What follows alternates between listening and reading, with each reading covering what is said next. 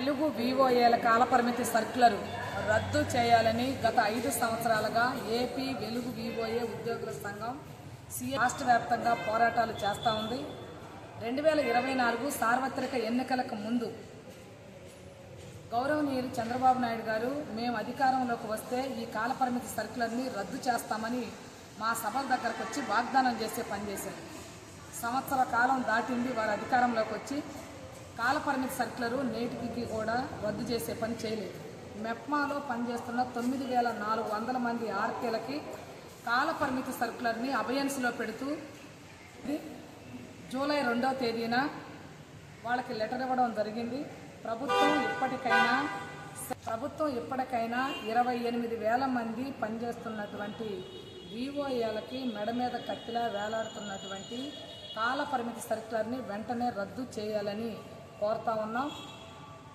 నిన్న మంత్రివర్యులు గారిని కలిసి రిప్రజెంటేషన్ కూడా చేయడం జరిగింది. మంత్రివర్యులు గారు వెంటనే స్పందిస్తూ త్వరలో జీవో ఇస్తామనే పద్ధతిలో మాట్లాడారు. సర్క్యులర్ని అబయన్స్లో పెడతామని చెప్పారు. ఇది వెంటనే కార్యరూపం దాల్చాలని కోరుతా ఉన్నాం. అలాగే సెల్ ఫోన్లు పనిచేయటం లేదు. 5G మొబైల్స్ ఇవ్వాలని కోరాము. యూనిఫామ్ ఇవ్వాలి, ఐడి కార్డ్స్ ఇవ్వాలి, వేతనాన్ని వివోఏల అకౌంట్కే జమ చేయాలని కోరుతా ఉన్నాం.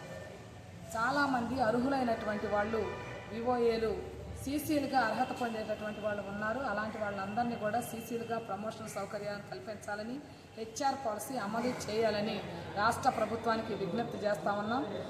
ఈ సంవత్సరం ఫిబ్రవరిలో జాయింట్ మీటింగ్ జరిగింది. కానీ ఈ రోజుకి సమస్య పరిష్కారం కాలేదు.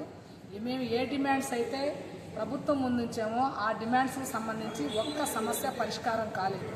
20 ఏళ్లుగా పనిచేస్తున్నటువంటి ఆ వివోఏలకి ఇన్సూరెన్స్ స్కీమ్ అమలు చేయాలని కోరుతున్నాం. PMJJBY, PMSBY మొత్తం కలిపిన 456 రూపాయలు లేవు.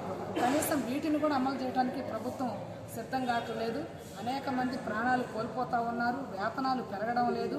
అందుకనే మా సమస్యలు పరిష్కారం కాకపోతే రాబోయే కాలంలో పెద్ద ఎత్తున ఆందోళన పోరాటానికి సిద్ధమవుతామని కూడా ఈ ప్రభుత్వానికి తెలియజేస్తూ ఉన్నాం. మా సమస్యల మీద వెంటనే ప్రభుత్వం వీటిని పరిశీలించి పరిష్కరించే దిశగా ఆలోచించాలని కూడా ప్రభుత్వానికి విజ్ఞప్తి చేస్తూ ఉన్నాం. కె ధనలక్ష్మి, ఏపీ వెలుగు వివోఏ ఉద్యోగుల సంఘం రాష్ట్ర ప్రధాన కార్యదర్శి, CIT అనుబంధ సంఘం.